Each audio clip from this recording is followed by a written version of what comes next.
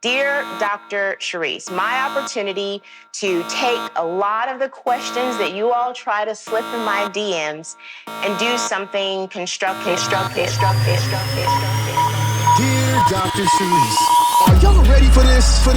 The goal is for us to have honest, courageous conversations, pretty much with no topic off the table.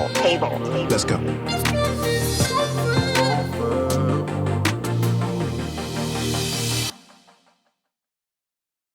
Season 3, Lessons from Life.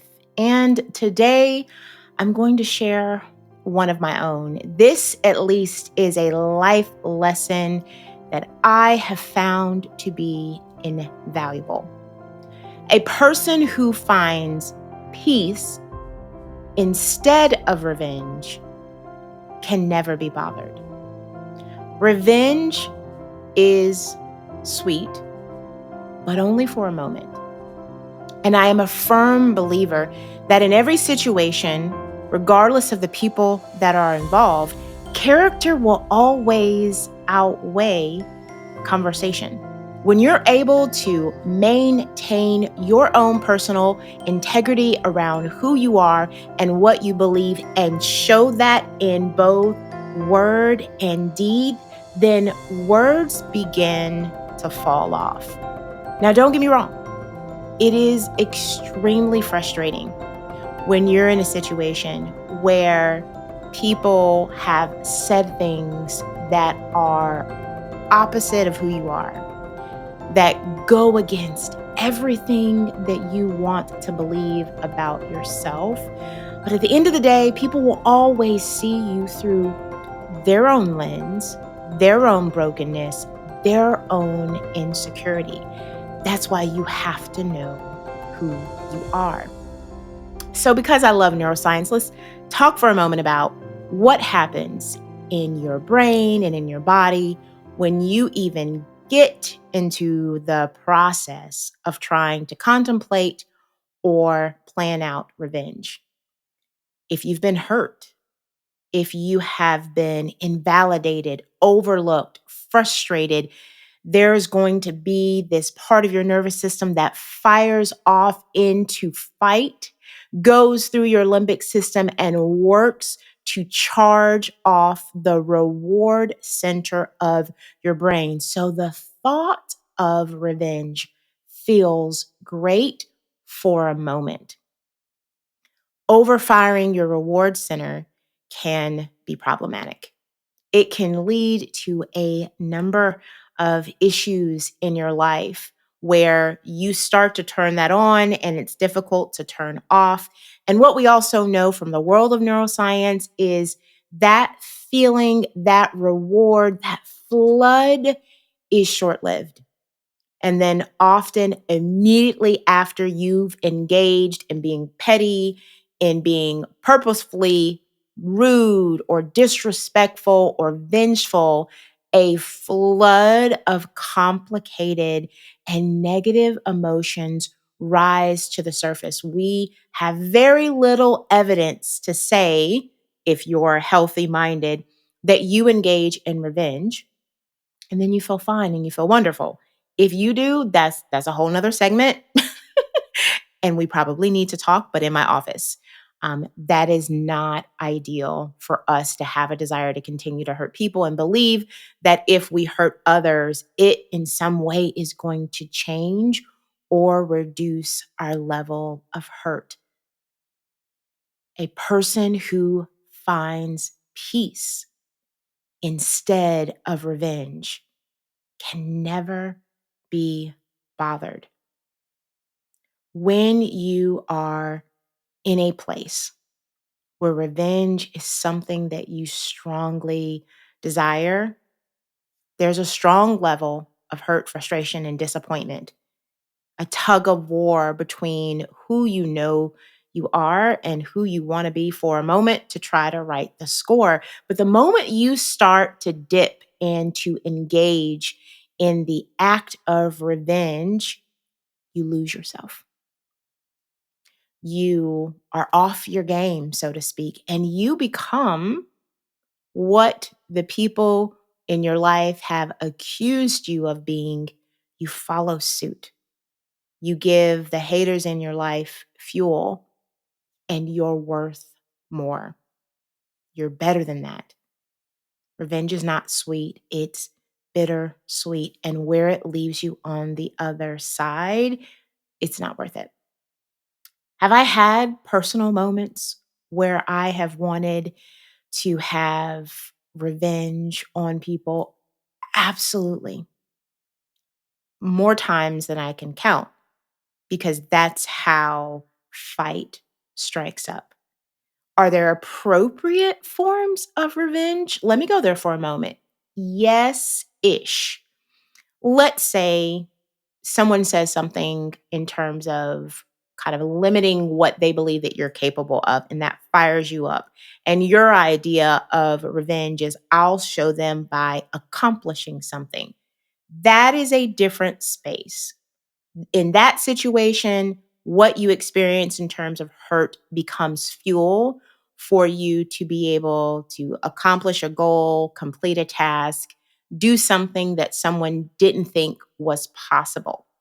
But you also want to be careful, because with that fuel and motivation, what are you looking to happen at the end? Because sometimes you may accomplish goals and do things, and you only learn to be motivated by trying to silence the other person, trying to prove them wrong.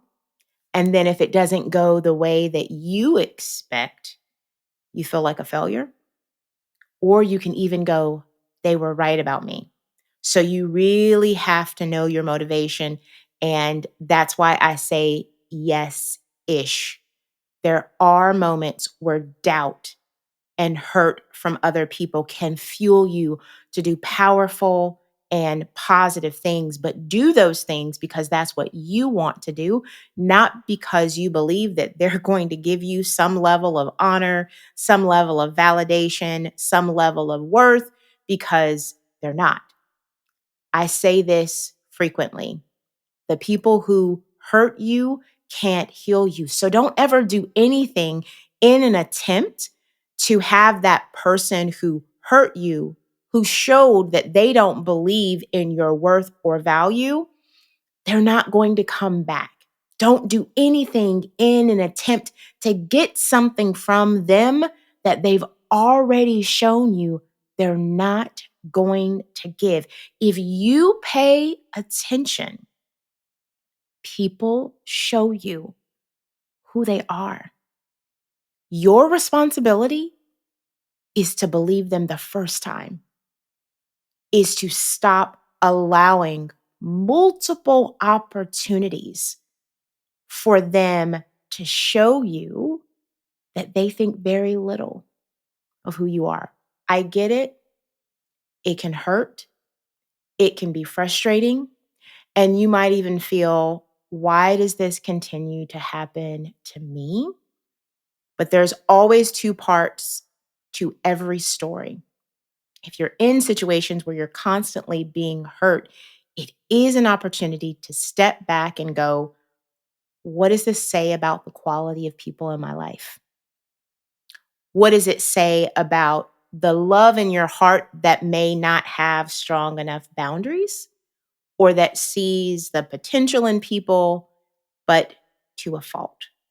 And that is a moment for my people pleasers, my highly sensitives, my empaths, and often those who know the Lord and can even take the dynamic of loving all, which is great, and taking it too far, because loving all doesn't ever mean at the expense of your own value, at the expense of your own worth, at the expense of being torn down. So when you're hurt, if taking revenge on someone or a situation isn't the right thing, what do you do? Well, let's talk about it. Write about the hurtful event. Writing about it is much more helpful than talking about it over and over, Because again, if you're in a situation that has hurt you and then you start talking about that person or that situation or that job, you are regurgitating really negative talk and information, which just adds to what that person already believes about who you are or wants other people to believe about who you are. So it is helpful to write it down and really process the experience. Here are 4 things that you can process through every situation where you feel like you've been harmed and you want to lash back. 1, focus on what you learned about yourself. What do you notice about how you're responding to this situation? What do you notice about your thoughts towards yourself as a result of this dynamic? Also consider how you want and deserve to be treated. Ruptures that we have with people can either crush us or correct us. They will either tear us apart and make us play small, or they help us rise up and reframe how we allow other people to treat us. Because in every situation, there is what you have allowed versus what has happened and the intersection of both. 3, what issues did you overlook? Where did you know this may have been coming? Where did you see small signs or symptoms that there was a toxic person or a toxic culture that was already in place? And as a result of you overlooking it and seeing their potential and getting caught up in their charismatic spirit and attitude, you fell for it. And then it started to accumulate and was directed towards you. Even consider when you think about issues you've overlooked, sometimes those early issues aren't directed towards you, but you're a bystander. You're watching this person or this organization or this system do things to other people, and you think, but it won't happen to me. If it can happen to others, it can happen to you. We often consider that dynamic when you hear somebody talking about another person. If you hear them talking about another person in front of you, chances are at some point that's going to be reversed and it will be your name coming out of their mouth. We have to pay attention to what people show us, not what people say to us to try to keep us off guard and off balance. And 4, really consider as you write and as you process inwardly, how do you want to move forward? Is it healthy for you to stay in connection? Or if it's a situation where you have no choice, it's a family member and someone you have to stay connected to, what needs to change? What boundaries do you need to put in place, such as you limit the amount of time that you spend with them? You acknowledge and accept who they are and what they're going to be in your life and really shift your expectations of them.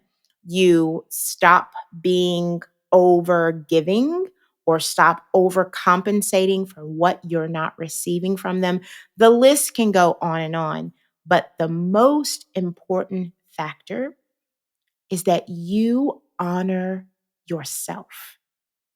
You think about how do you want to move forward in a way that honors what you know about yourself. Because at the end of the day, the most powerful thing about peace is that you maintain your character and your integrity. I love it. It's my favorite thing to do, is to let people say and think whatever they want as I continue to do this.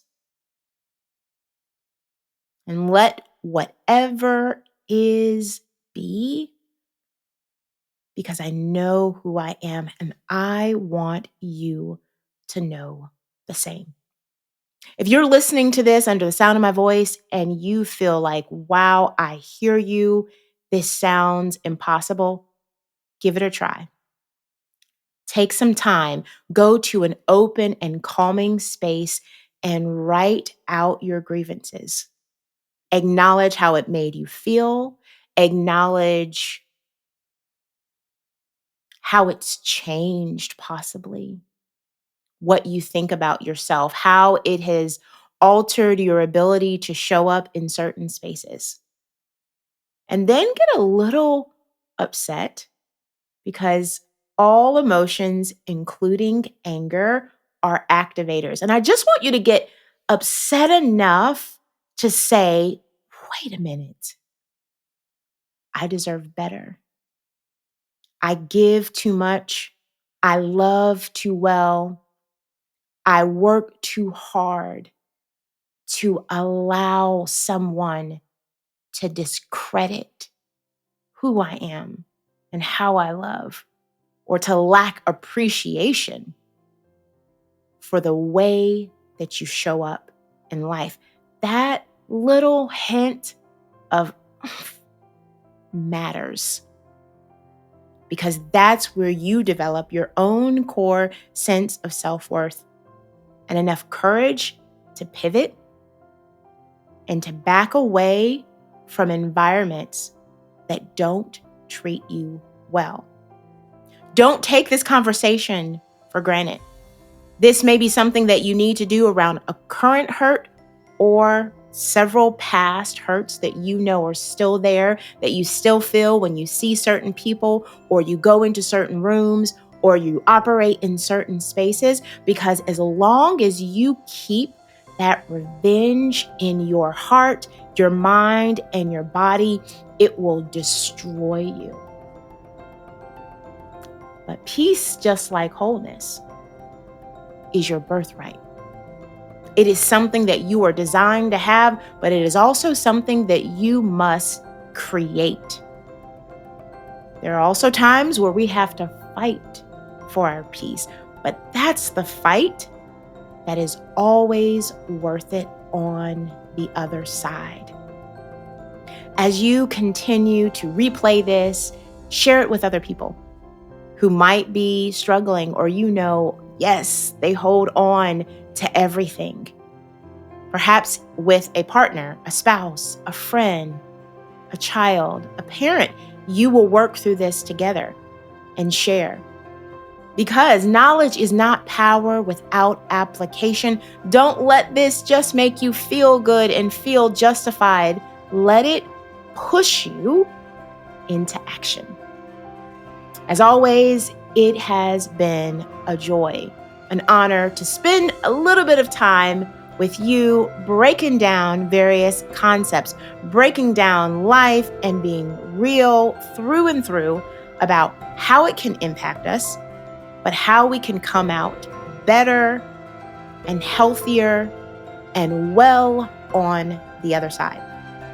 Take a look at the show notes and link up with me in any of the ways that you find warm and accessible to you. And if you enjoy this time that we've had, you can also join me on the Cadre app, CADRE. You can join me there by going to joincadre.com/Dr. Charryse, which is CHARRYSE. Every Wednesday at 7 a.m. EST, I am there. Meet me on the other side. Until we meet again, have a phenomenal rest of your day.